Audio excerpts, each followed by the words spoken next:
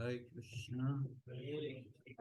I'm always happy to be in Brooklyn again, to be with you.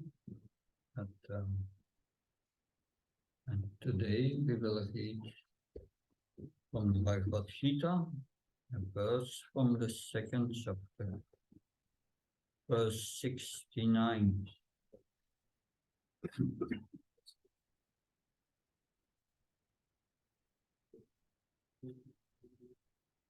Om Namo Bhagavate Vasudevaya.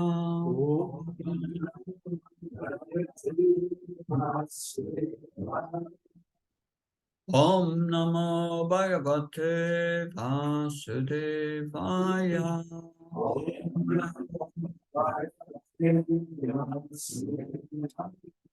Om Namo Bhagavate Vasudevaya.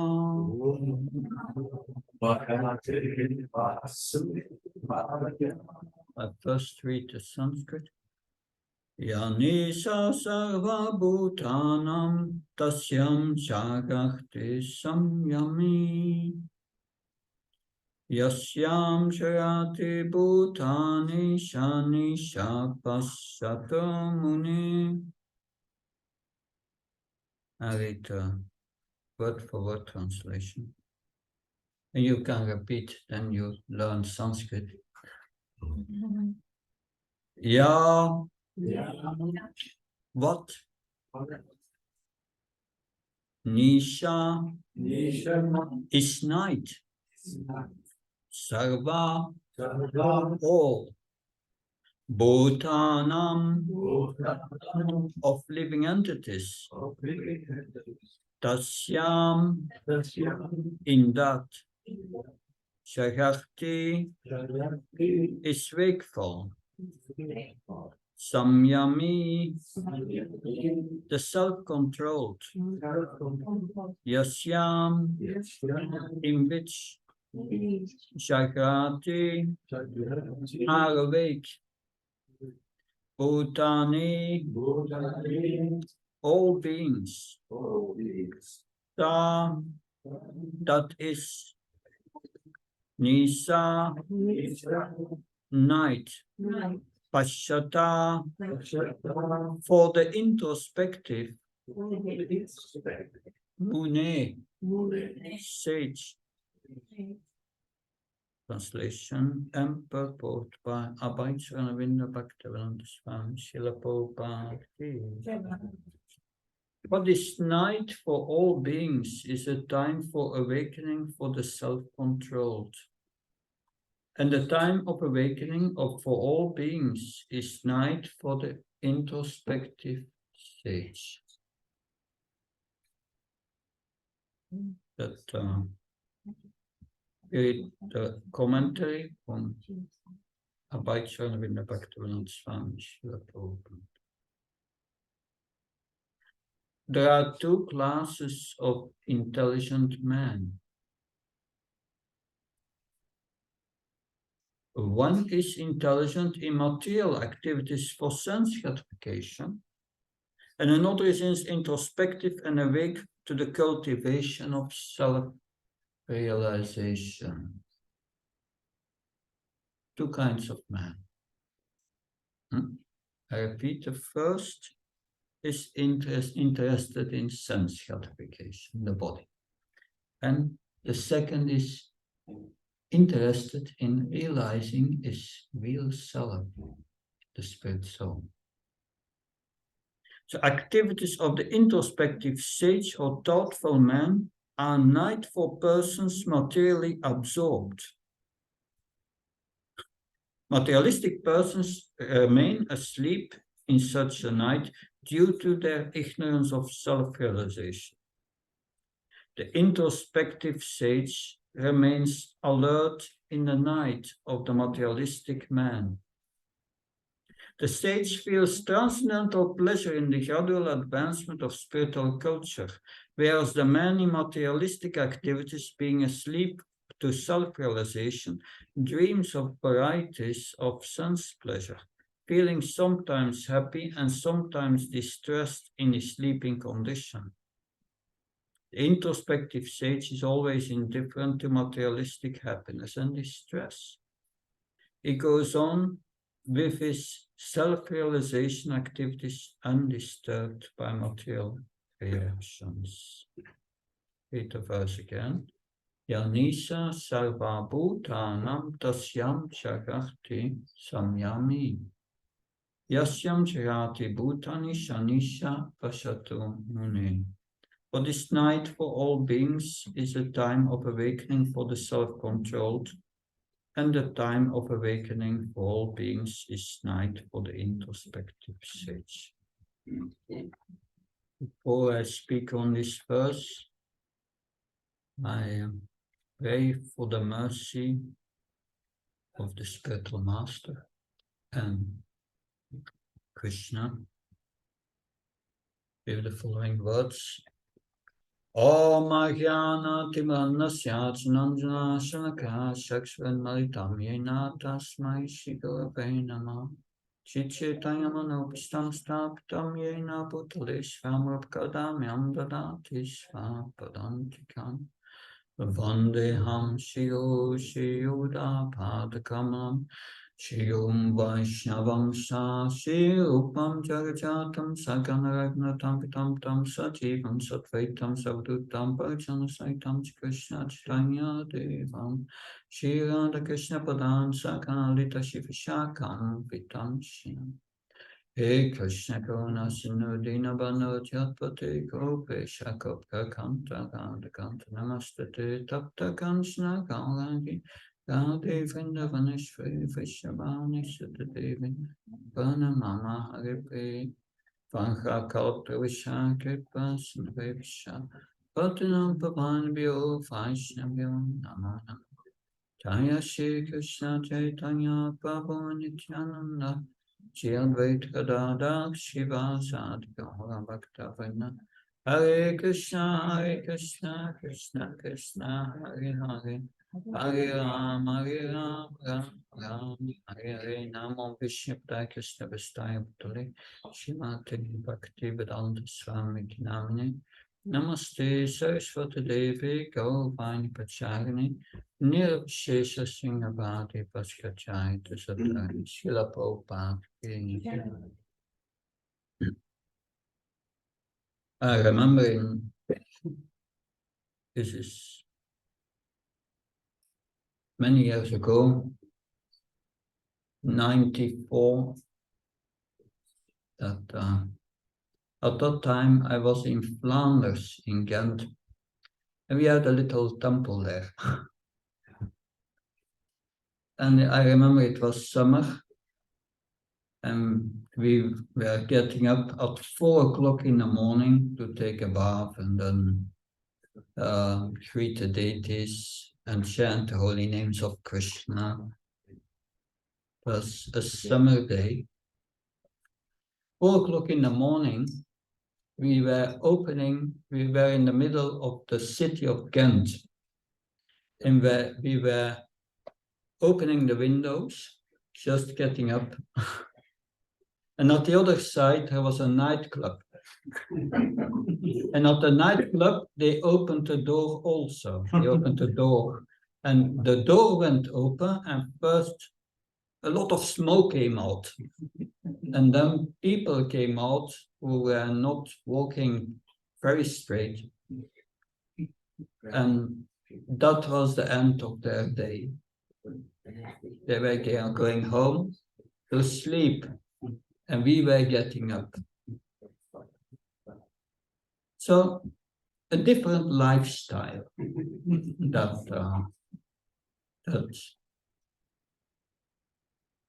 So that's what the verse says here.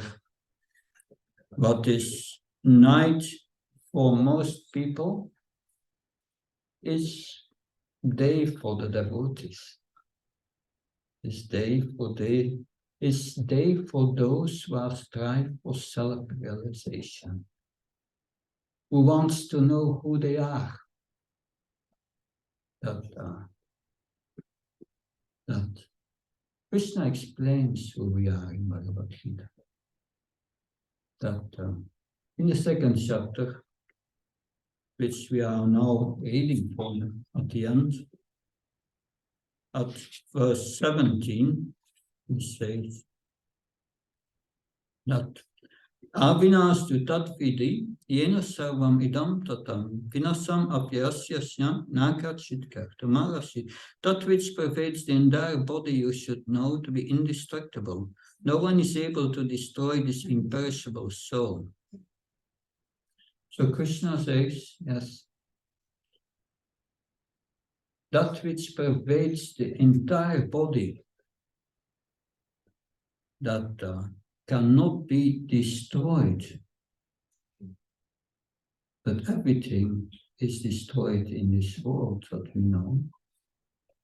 This body will get an end, is destroyed. But that which pervades the entire body is not destroyed. What pervades the entire body? That's by Lord Krishna explained in the 13th chapter, verse 35. 35. That says, no, it's 34.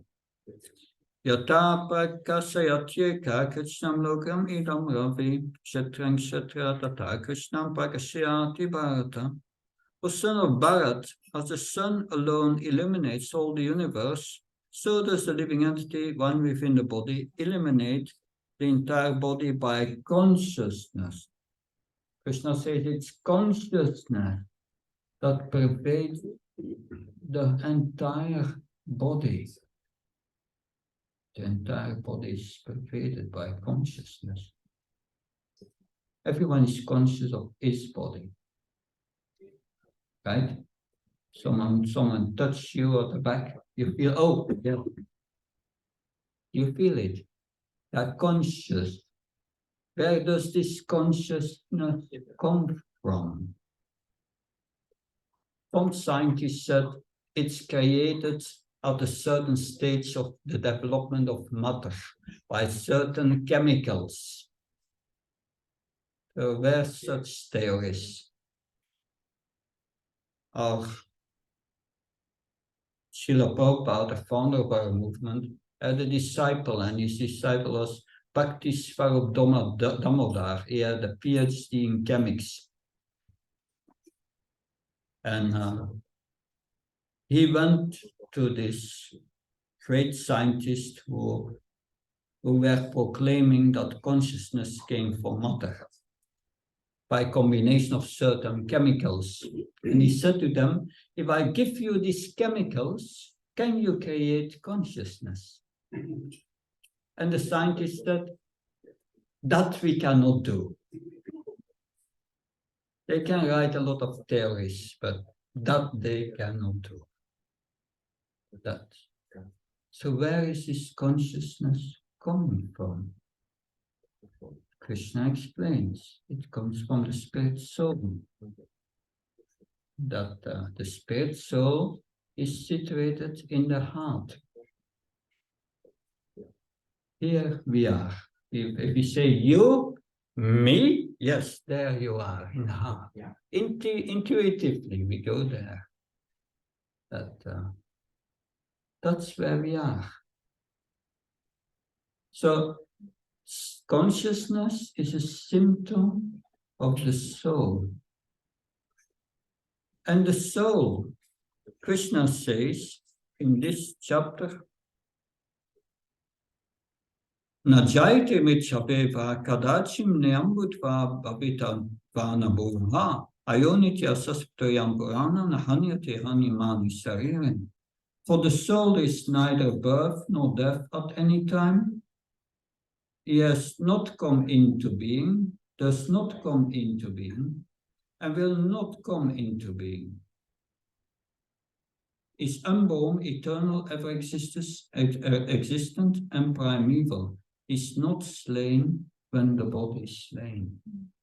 So Krishna says here, we were never born and we never die. We are moving from one body to another.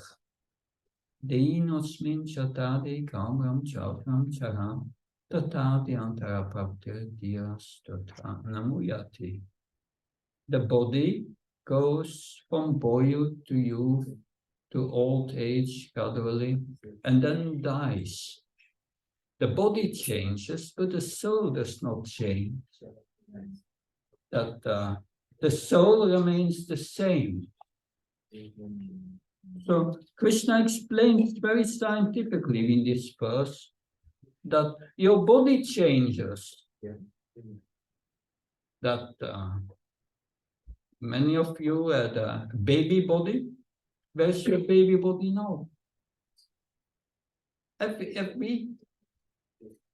Every 6 years, every cell in your body changes. Every 6 years changes. So every 6 years you have a new body. If you are the body, then you are a new person. You are not the same person anymore. So this is very deep knowledge. That it means we are fooling ourselves, thinking I'm a woman, I'm a man, I'm Belgian or I'm Russian or whatever, or American. That's I'm thinking I'm a monk. That's also illusion. We are not these things. What is this soul? It's good to know that you are not the body, but who are we? By knowing that you are not the body, you don't know yet who you are. That's only one step on the spiritual ladder. Understanding I'm not the body, that's good. But the next step is, what is this soul? That Krishna answers that in Bhagavad Gita in 15:7. He says, Mamaivam Shoshi Veloke Shiva Buddha Sanatana. That all living entities, all spirit souls are my part and parcels. Eternal, separated part and parcels. It means we are small parts of God. God is a big soul. We are the small soul. God is unlimited. We are limited, but we have, in a limited way, we have the same qualities as a spirit soul. What is this spirit soul made of? It's spiritual antimatter. In Sanskrit, the substance of the soul is Tat Chit Ananda. Sat means eternal, Chit full knowledge, and full of happiness, Ananda. That is our natural state. We want to be happy, but we are experiencing here the opposite. As such, the body, we think we are the body, but the body is temporary. Soon we have to leave the body. Very temporary. You have it for a few years, and it goes. That you try to be happy, to give pleasure to the body, you are cheated. It's all for nothing. Krishna says in Bhagavad Gita, one who lives for the pleasure of the senses lives for nothing. And that's the deeper meaning of this verse here. Those who are living for the body, identifying with the body, and those who want to realize who they are. Two kinds. So Bhagavad Gita explains that those who want to take the spiritual path and liberate themselves from this engagement in this body. Liberate oneself from birth, death, old age, and disease. He can take advantage of this knowledge here.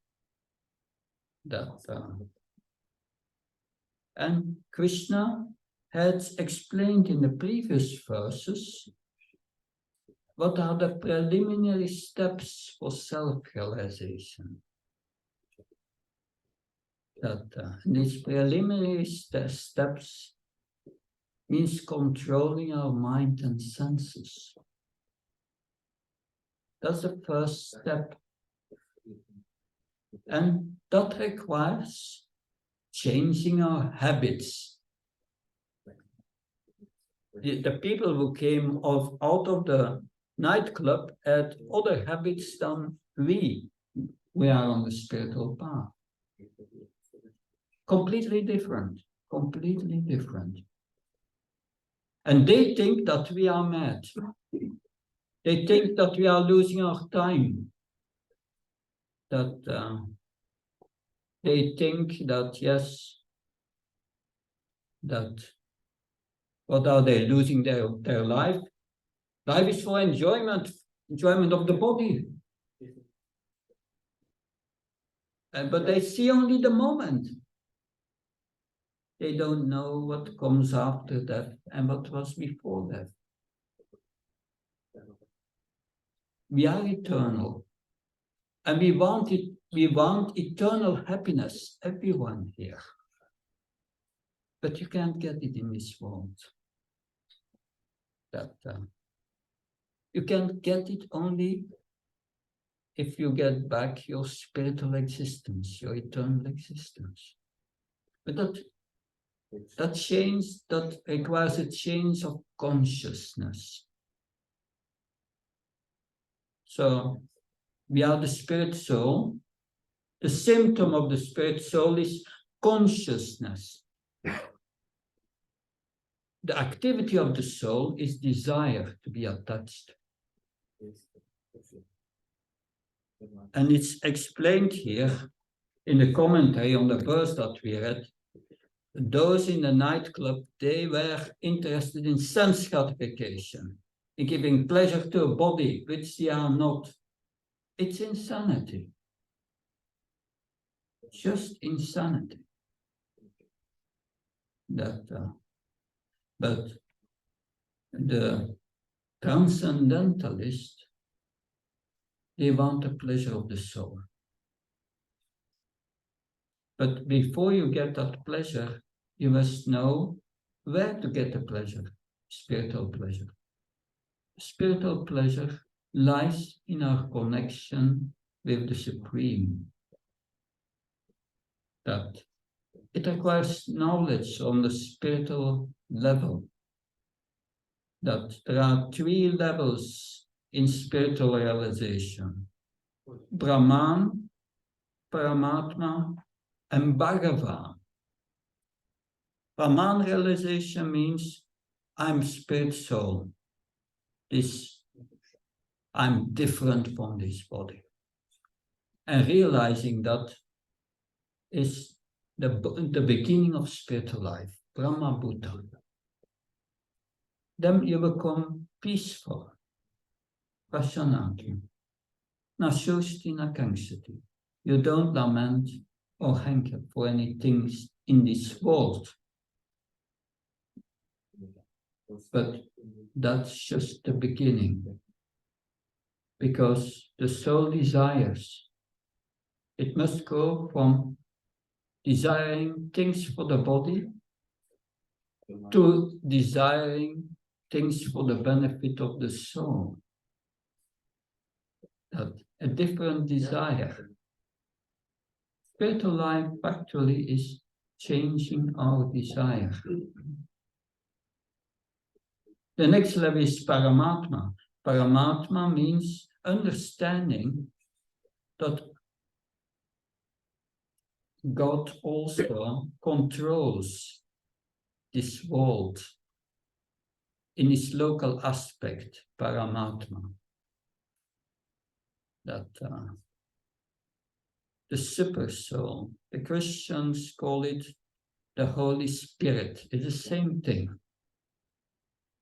Krishna is in our heart. Krishna says in Bhagavad Gita, Sarvasya Riti, Sarvasya Riti Matasmiti Hanamapansam. Sarvasya, yeah, Sarvasya Samridishani Krishna Matashmiti Hanamapansam. I'm seated in everyone's heart. He gives us remembrance, knowledge, forgetfulness. Krishna is in our heart. So it's not only the soul is in the heart, Paramatma, super soul, is also in the heart. That is explained in Svetasvatara Upanishad, in other Vedic literature, so many Vedic literature, but especially in Svetasvatara Upanishad, it's explained that it's like the two birds in a tree. And one bird is eating a fruit, and the other is looking and permitting that. So yes, Krishna is in our heart and he sees our desires. And he fulfills our desires according to what we deserve in this world. But we have all forgotten him. Deep illusion that we think we have control over our lives. But your control is not much. Because your happiness and distress in this body is destined by the actions in our previous lives. We have constructed the happiness and distress in our lives. We may not remember our previous life. And it's best not to remember, because if you remember already all the frustration in this life and then the frustration in previous life, you would not bear to live. Krishna makes the arrangement. We forget. And we start again. And Krishna brings all the desires from our previous life, which did not work out, clearly again in our mind. And he says, try again. And it will never work out in this world. If you want spiritual life, you have to understand that the life where one identifies with the body is full of suffering.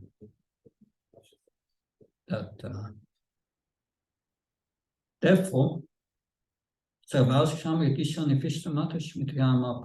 Krishna is in our heart, gives remembrance, knowledge, forgetfulness.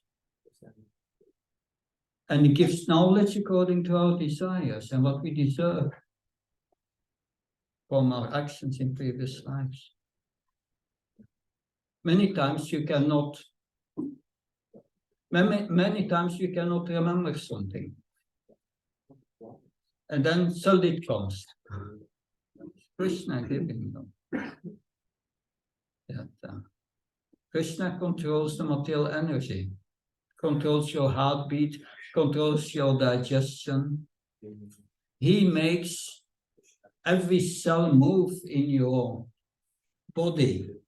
And he lets it move. It has to go to 6 stages, this body. That baby body, and you take birth, then it grows for some time. Then if you become adult, it stays for some time. Then you have byproduct children maybe. And then it becomes older, old age comes. And then death. These are the changes of the body. And on the way you have diseases. You will get diseases according to your karma, previous karma. It's all programmed by the super soul. You get exactly the reactions you deserve. Not less, not more. But this life, thinking we are the body, is useless. It's meant for emancipation or liberation from the influence of the material nature. But the super soul is the realization of the yogis. What is explained in Bhagavad Gita. Chitatmana pashantasma paramatma samahita. If you realize the super soul, the presence of the super soul in the heart, that you will realize it only when your mind is under control and is peaceful. When you have given up all your material desires. When you give up trying to become happy in this world, then your happiness begins, your spiritual happiness begins. You will be peaceful. And you will find Krishna in your heart. But then the question is, what's the source of this Paramatma? Krishna says in Bhagavad Gita, I'm the source. I'm the source of all sources, the cause of all causes. And we are his part and parcel. So as a part and parcel, we are his servant. And that's self-realization, acting as a servant of Krishna. Spiritual life means spiritual activity. It's activity that connects us with Krishna. And this spiritual activity is explained in Bhagavad Gita. And I will now try to explain the essence, because it's a deep science. First, Krishna says that if you want to realize that you are a spirit soul, you must overcome two obstacles in this world. Two obstacles. Raga and Dvesha. Attachment and aversion. We are attached to what gives pleasure to the body. And we don't want the distress.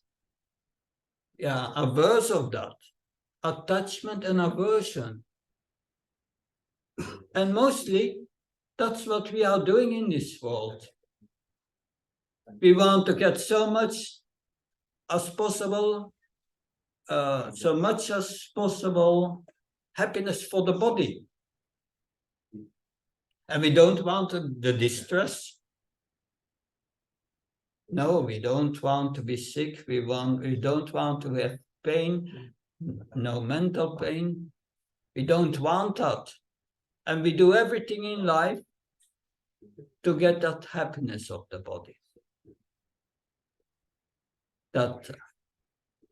And that is called the conditioned state of life, acting as you are the body.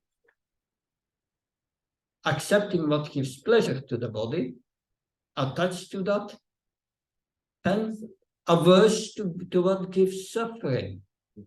But Krishna explains in the Bhagavad Gita, that's good and bad for the body, but what's good and bad for the soul? That's another point.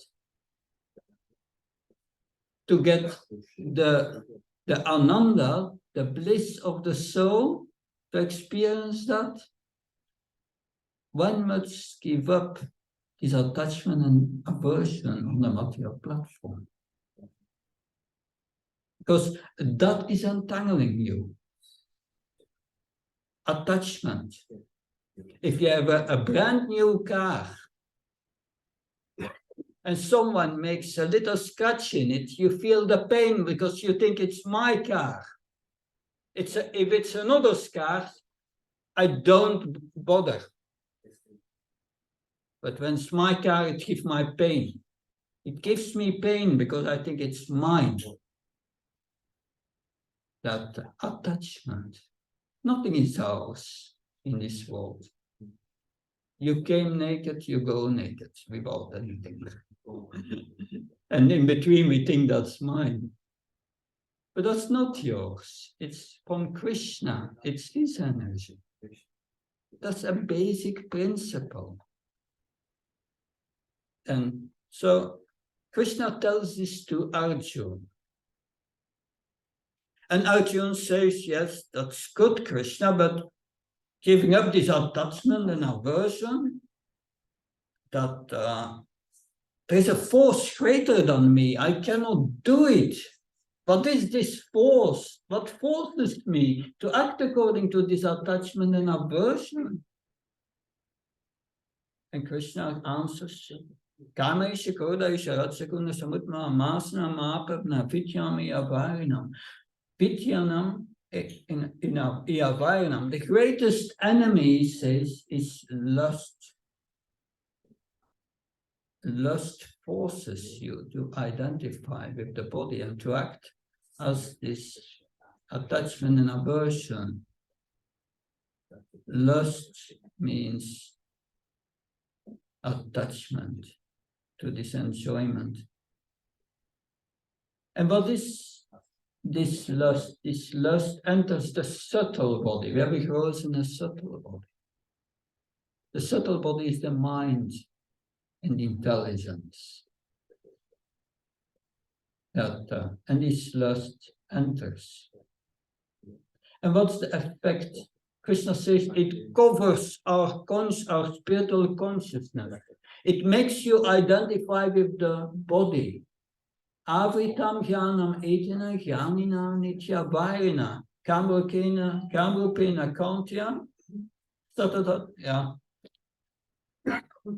Krishna says this lust is Avitam Jnanam Etana, is covering your knowledge that you are an eternal soul. It makes you think that you are the body. That's the effect of this lust. That Avitam Jnanam Etana, Jnanina Nitya Varnam, Kamrupena Kaunteya, and this lust, it burns like fire. Yes, that's the more lust you develop, the more covered. And that's your enemy, Arjuna. That's why you are acting as according to this attachment and aversion in this world. And that makes you think, well, the body. But Arjuna is a military man. He's a military man. And he's asking Krishna, okay, this is the enemy number one. He said, where can I find this enemy and how can I kill him? That was his question. Where can I find this element?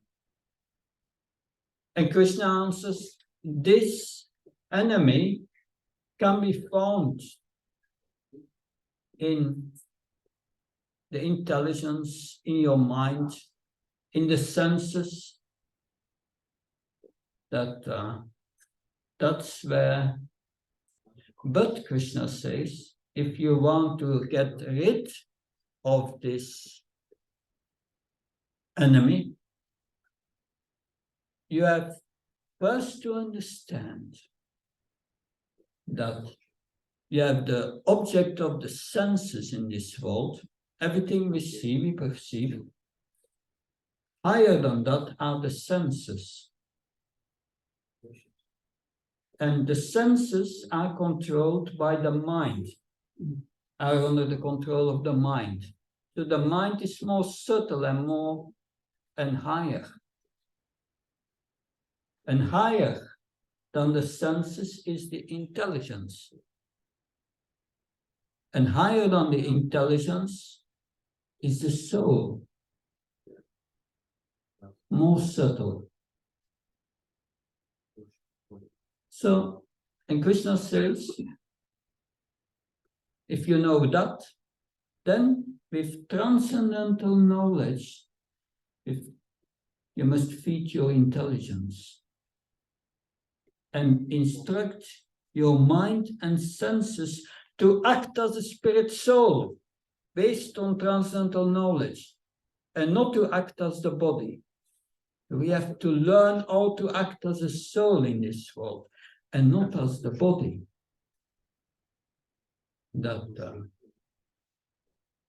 Because yes,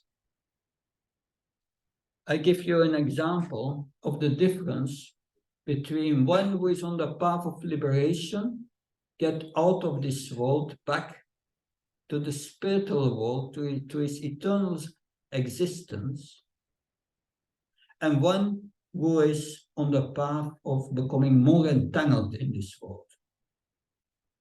I give first the one who is most entangled.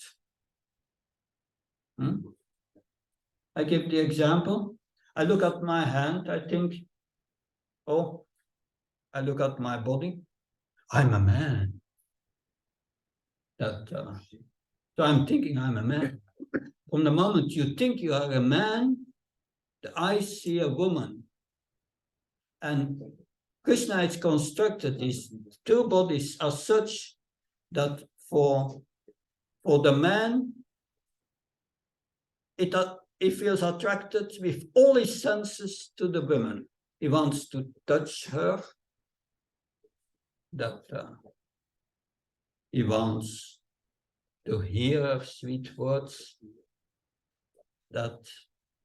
and his heart starts to thump, and he becomes attracted to this girl.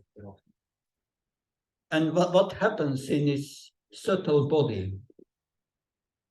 That his mind says, yes, the senses tell the mind, yes, we want to enjoy this woman. And the mind said, yes, it gives a good feeling, let's go for it. And then the intelligence comes between and said, but what with morality? And the mind answers to the intelligence, you old fool, do something practical. And then the intelligence says, okay, you can write her a letter, an email. And you glorify her, you throw a few stars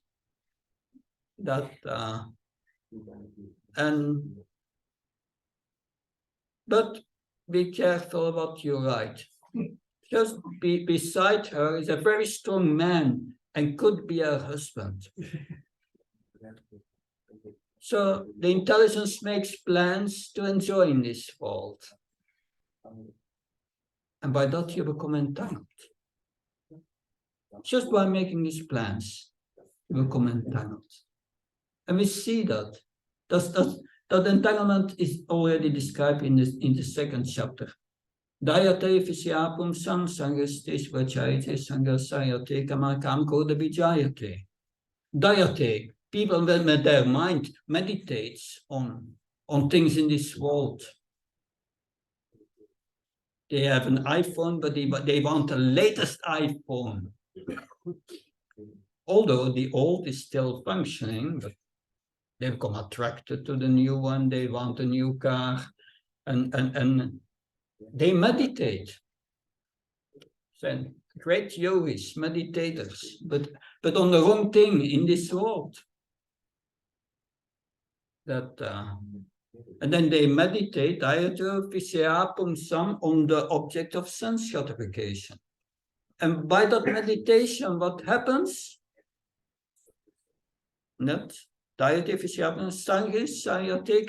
Lust develops in their system. They want to enjoy it.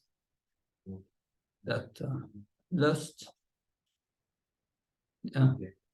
Sankastesha vajayate, kama koda vijayate. But then when enjoyment comes, it's not really what expected. And they become frustrated. In the beginning, you have a new car and the plastic is there and all the new functions. It's nice. It's nice, the latest car. But 2 years later, they think it's no, it's just a car. Then it's all gone. We have so many expectations. I'm going to have a nice husband, that he will be very caring and do everything I desire. But then if you see the reality, after a few years, it becomes very bitter. That in the beginning, it's, I love you. And a few years later, I hate you. It's going from one side to another. So that's the material entanglement. But when on the spiritual path, it's different. He hears Krishna's instructions how to act as a spirit soul. And he's instructing, the intelligence is instructing with that knowledge, the mind how to act as a spirit soul. So the first thing is, don't be attracted to this world for sense gratification. But to give up that sense gratification, it requires tapasya, it requires tolerance. In the beginning, it's very bitter. But you have to go through it to come to the spiritual platform, to get this higher enjoyment and this extreme peace in the heart. That's what it requires. We must, that means it requires tapasya, it requires austerities to come to the point of understanding and realizing I'm not this body. One must come to the Brahman level. One must become a Brahman. But not everyone is ready to do that. This is a god brother of Srila Prabhupada. He went in the 19th century, 20th century, in the beginning. He went to London and he met there, was Zetland, Count Zetland.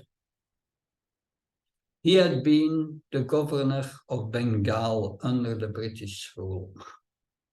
And he had seen the devotees of Krishna in India.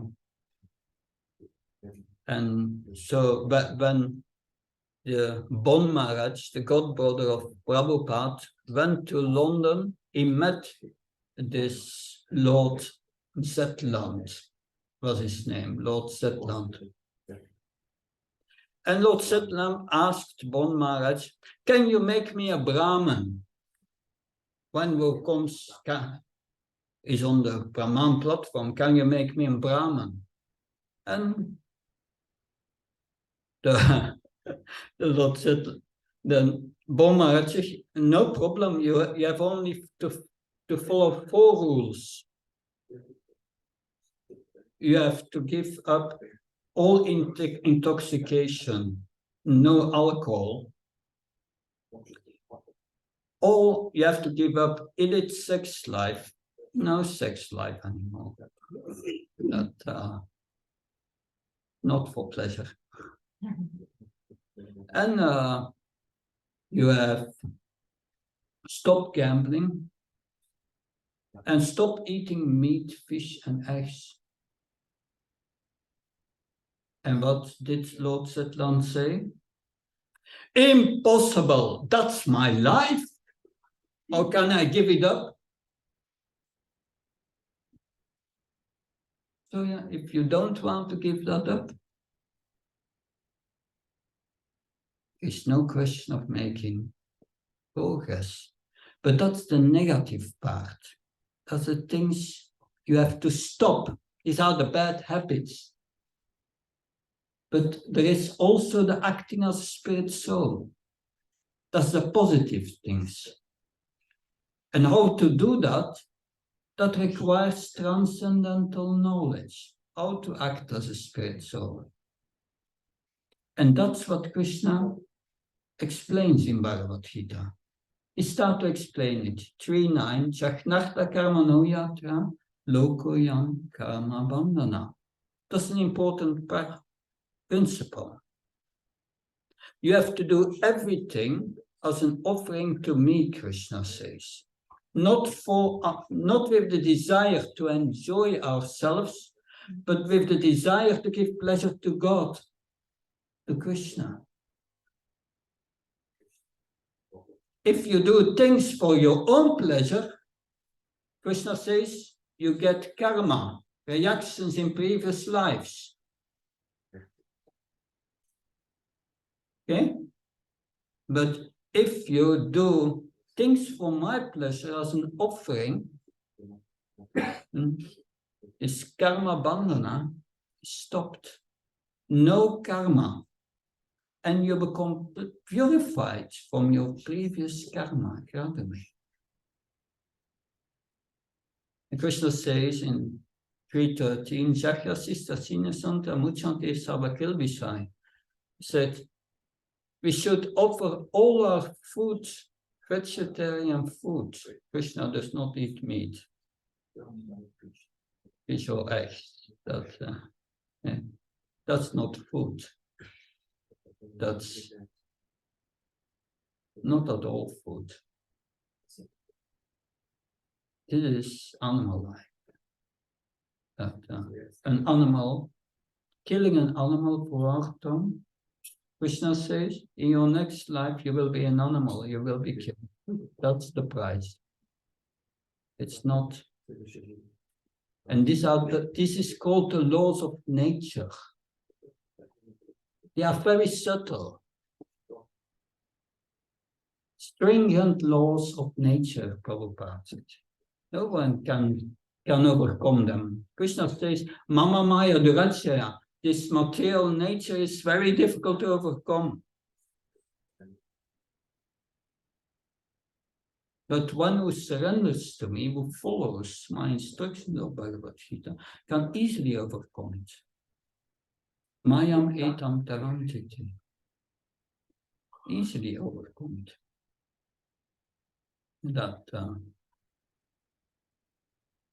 So therefore Krishna, in the 4th chapter, in the next chapter, start to explain about transcendental knowledge. But this transcendental knowledge, Krishna says in the 4th chapter, that Iman Vishvashvateyo Ram Bhaktavam Apyam. That moment.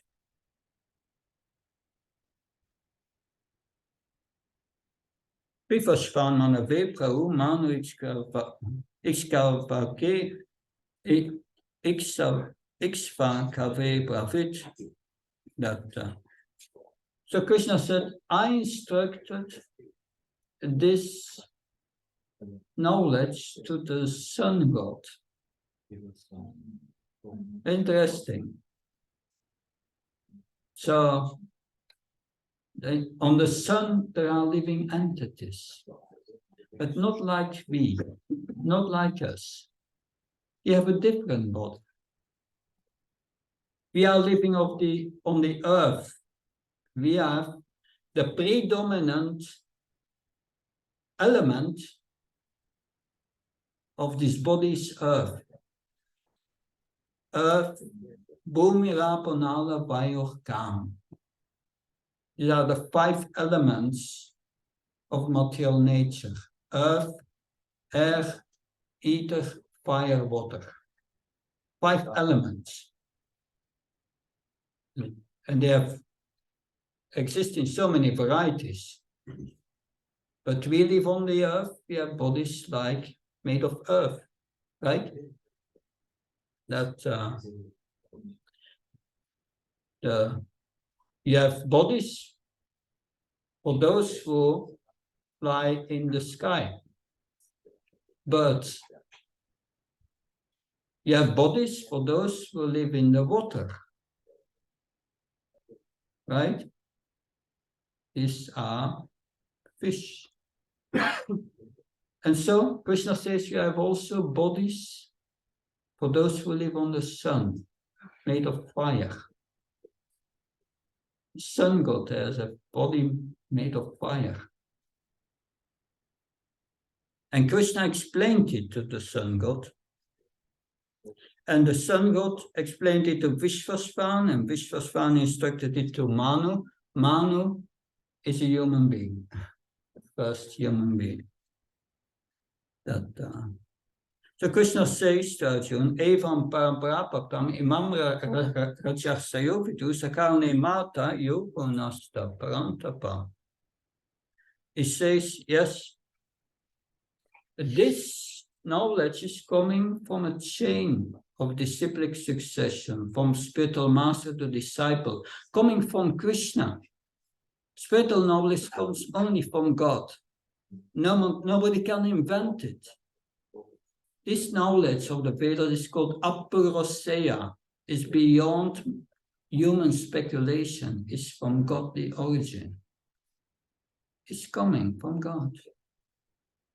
But it's coming down from him in a chain of disciplic succession. We are in the Brahma Gaudiya Madhva Sampradaya, a line coming from Krishna. But he says to Arjuna, but this line has been broken. And therefore I tell you this knowledge again to you. I tell it to you, but there are conditions to understand it. That's very important. So Krishna says, Saivya mayatidya yoga prakta puratana vaksime sakasti rasyam etam uttamam. I'm telling you this knowledge because you are my devotee. You are my friend. You are non-envious of me. And therefore you can understand. One who is envious of Krishna, who thinks, I'm going to understand it with my intelligence, cannot understand it. When I did my PhD at the University of Wales, I met so many scholars who know Bhagavad Gita and could quote of it. But they didn't understand anything. They could not understand that they are not this body. Why? Because they don't fulfill the conditions. Spiritual knowledge is not given to the brain. The brain is made of matter. With matter, you cannot understand something spiritual. It's given to the soul, to the heart. Krishna says how he does that in Bhagavad Gita. Tesham sata yuktam vachnam pritipurkam dadami buddhyo tam yena mam priyanti. If one serves me with a little love, Krishna says, dadami, I give you. Buddhi yoga is transcendental intelligence. Buddhi is intelligence. So, yes, but then Arjuna is asking Krishna, okay, you spoke it to the sun god, but you appeared nearly the same time as me. How is that? And then Krishna explains, you don't remember, Arjuna, because you change bodies. But I remember it. 2 million years ago, I spoke it to the sun god, and you were old also there. in another capacity. He must have also another body, other kind of body. That the Vedas give information not only about the human form of life, but also about demigods, very subtle, higher beings in this universe. But they are also in the material universe. No need to desire to go there. Then Krishna explains, I'm unborn.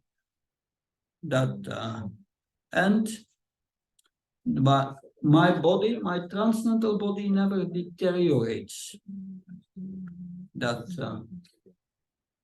Although I'm the Lord of all living entities, I appear with my spiritual energy, on basis of my spiritual energy.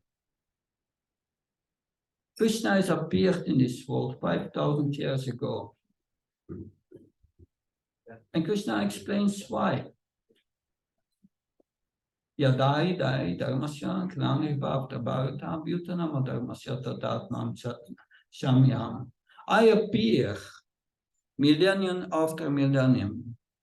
That means a millennium is 4,350,000 years multiplied by 2, because that's a day and night of Brahma, and then multiplied by thousands, a very long time. So Krishna says, whenever there is a decline in religious practice means this transcendental knowledge, how to act as a stove. I appear to explain it. And then Krishna explains, and that's important. Shanma karma samedipam yomi veti tatka tyaktvam punajman naitamam etisarana. If you understand my appearance, who I am, you will not take birth again, because then you understand you are a spirit soul, you understand my relationship with you, and when you act in that relationship, your material life is finished. But this acting in that relationship is acting with devotion, love. So that's the purpose of Bhagavad Gita. Manmana, it helps us to think of God and our relation and be situated in that relationship. If you know who Krishna is, then Bhava Mat Bhakto, you will develop love for him. You will become his devotee. Because that's factually the essence, what we want. What do we want in this world? We want to love and be loved, but we don't get it. Because we don't know what's love in this world. We think it's lust. The attraction between man and woman is not love, it's lust. Love means one is going to please the beloved and do everything to please the beloved and forget oneself. That's pure love. But that is only experienced if we relate that directly to God, to Krishna. And the purpose is to develop love for God. This is also the first commandment of the first commandment of the Christians. Love thy God with all thy heart. That's the purpose. But to understand what love is, one must understand who Krishna is. And that is explained in Bhagavad Gita and Srimad Bhagavatam. But to come to that platform of love, there is a process, and Krishna explains that in the next verse 4:10. Vitaraya Bayakroda, Manmayama Mupashuta, Bovagana Takasa, Buddhamat Bhavam Agata. We must become free from this attachment and aversion to this world. Krishna says, attachment, fear, and anger. Why are we fearful? Because we think we are the body. Someone puts a gun to your head, you are fearful. Because you are fearful of losing the body. But you are not the body. And you have to leave this body anyway. That does not mean that we have to start killing. That's very much prohibited in the Vedas. Then you will be killed in your next life. So we must become free from this attachment and fear. That is purification of the heart. A yogi, Krishna says, act for purification. And how do we purify ourselves from this attachment and aversion? By acting in relationship with Krishna. And that acting in relationship with Krishna, there are many methods Krishna gives.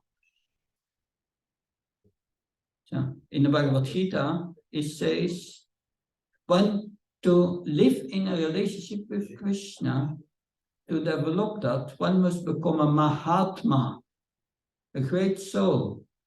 Mahatmanas tumam parta devim prakati ashrita. The Mahatma knows how to connect with the spiritual energy, through the spiritual energy connecting with Krishna. That's all what's yoga about, connecting with Krishna. That if it's like when you have an iPhone, you have a lot of apps. If you don't have the internet, will your app work? No. So unless we connect with Krishna, we cannot come out of this condition of becoming controlled by material nature. It makes us taking one verb after another, without end, because we desire it. We desire to enjoy, but that's not your position. Your position is one of servant of God. That's also what the Islam says. You must be a servant of God. These truths are there in other religions also on a deeper level. But the deepest level where it is explained is the Vedas. But it's all the same. That the Christian says we were eating from the forbidden fruit. But the forbidden fruit is thinking. Things in this world are for my enjoyment. And we become entangled. That. So Krishna says, one must become free from attachment, fear, and anger, and surrender to me. And Krishna is in our heart. He will help us. From the moment we take one step, he will take 10 steps to us.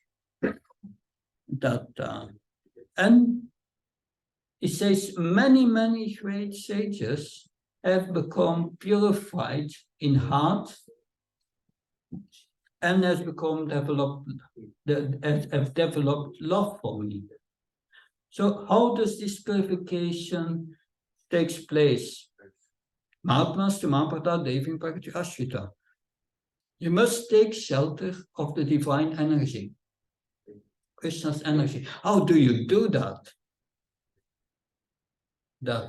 Krishna explained in the next verse in Bhagavad Gita. 9:14. He says, Satatam kirtayantamam yatantasa tritam kritam. One must, Satatam means always. Satatam kirtan. Kirtan means glorifying Krishna by chanting his names.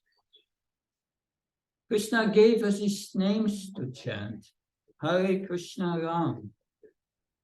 And chanting these names purifies our heart, destroys your karma, if you do it with a humble attitude of acceptance.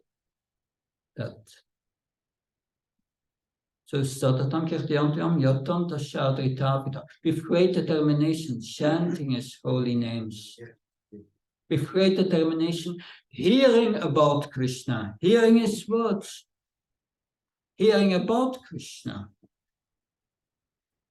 That offering your food to Krishna, it becomes karma free and it will purify your heart if you offer it with love to Krishna.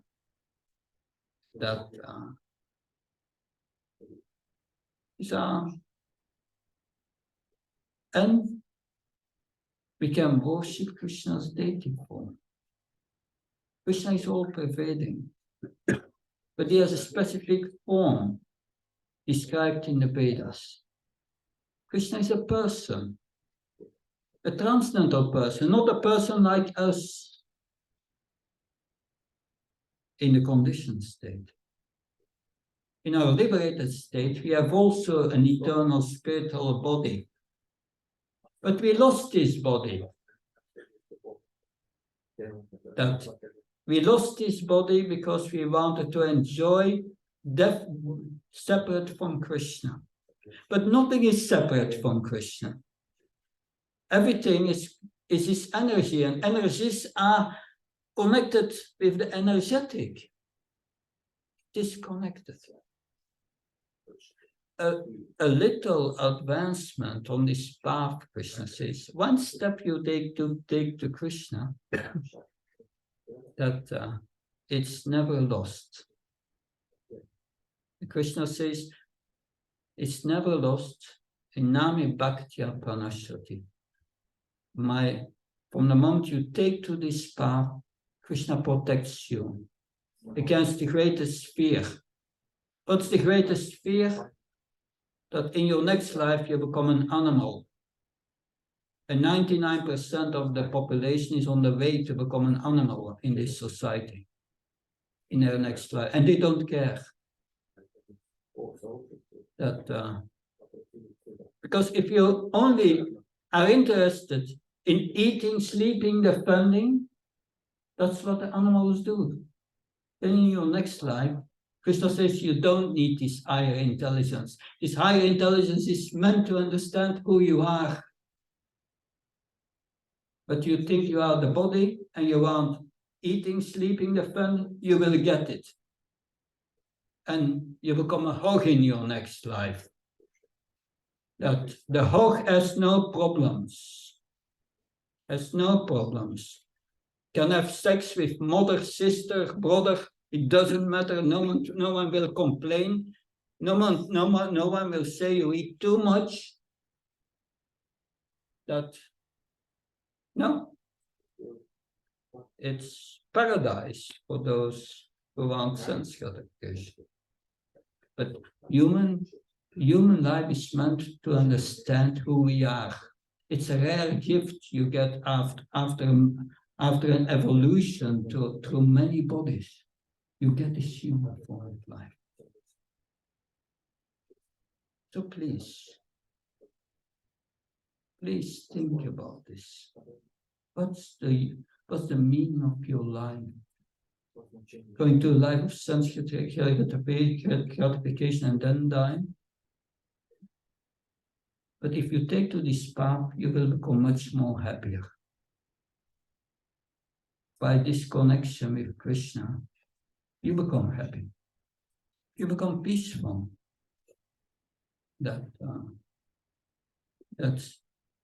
It's a path, tapasya in the beginning. But for 35 years I did not smoke anything. No meat, no fish, no eggs, no alcohol, no sex life. You think I'm miserable? No. but not at all. No, it's the opposite you get. But you must do the positive activities, learning to act on the spirit soul, learning to act with love for everyone and for Krishna. And that makes the heart happy. Because service to God, everyone serves in this world. Because it's their constitutional position to serve. The man serves the husband the wife. The man serves the dog. They have to serve. If there's no one to serve, they have a dog. I've seen I was staying in Blankenberg last week and I saw someone with 4 dogs. But they have to serve someone. They have to give their love to something. Someone serves the boss, someone serves the nation, but service, that's our constitutional position. But we have to redirect it to God, to Krishna. That it's not that you have to become a Hare Krishna monk.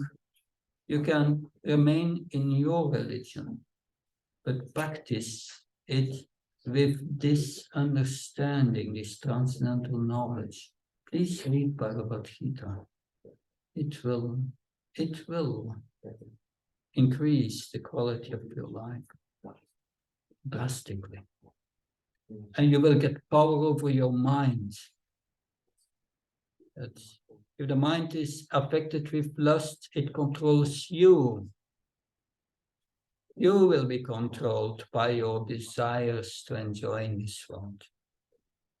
But spiritual advancement means becoming free from this dictation of our own mind, which is the greatest enemy if built with lust.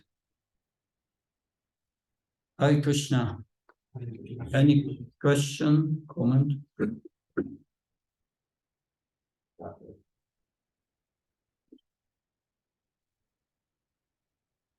Good. We can, no questions, then otherwise we can practice a little more.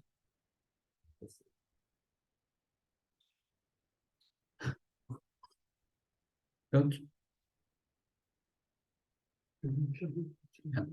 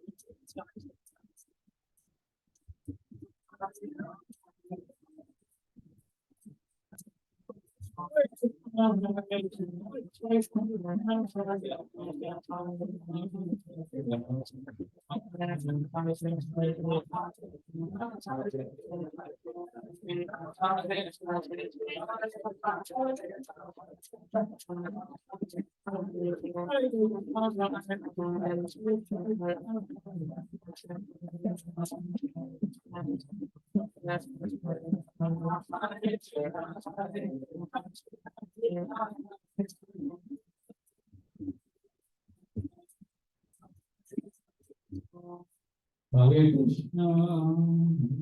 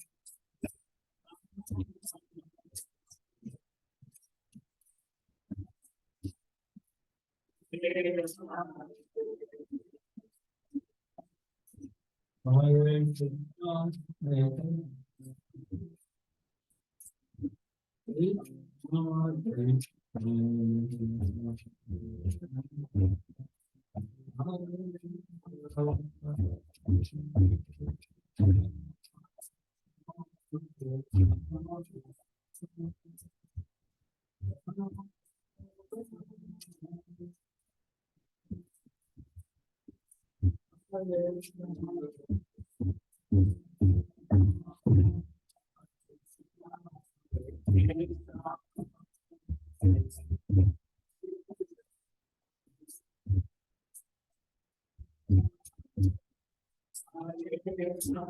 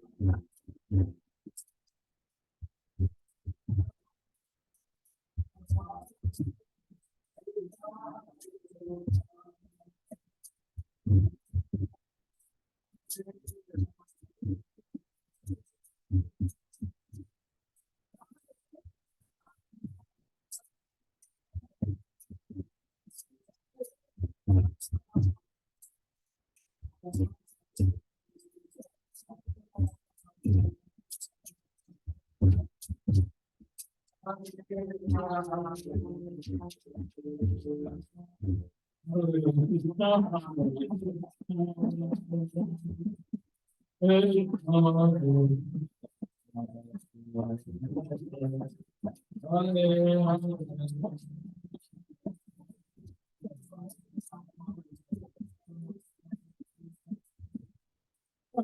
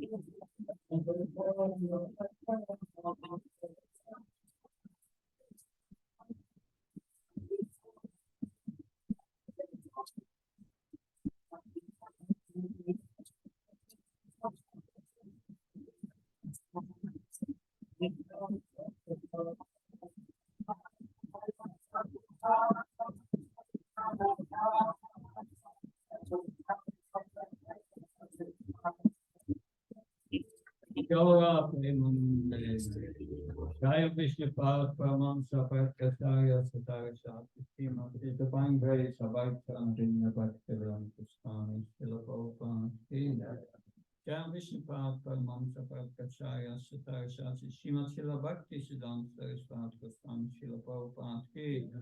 Guru Parampara ki, Sri Guru Chisnotan, Sri Bhadranath, Sri Shakapala Bhatta Dasaraganath ki, Ananta Koti Vaishnav Vrinda ki, Anuchaya Sunagadas Thakur ki, Ansto Sri Krishna Chaitanya Prabhu Nityananda Ki Advaita Gadadhar Sri Bhasad Gaura Bhakta Vrinda ki, Sri Shri Radha Krishna Gopinath Shyam Kunda Radha Kunda Greg Avdan ki, Sri Vrindavan ki, Sri Vrindavan Puridam ki, Ishi Gaunitai ki, all those yes, all those yes,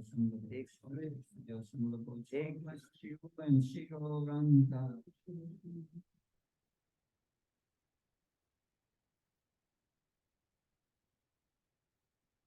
Krishna. First of all, I think we would like to thank Bhakti Prabhat Swami for coming today to Brussels and giving the class. Bhakti Prabhat Maharaj. Hey. Next week Sunday we will have 3-hour bhajans starting from 1:30 until 3 hours further, 4:30. And then the week after on Sunday as well, it will be Ekadashi. So we will have first a japa from 11 till 2 hours. Ekadashi is very auspicious. And then again, we will have like 2 or 2 hours and a half bhajan on that day. And then the week after, is that the week after?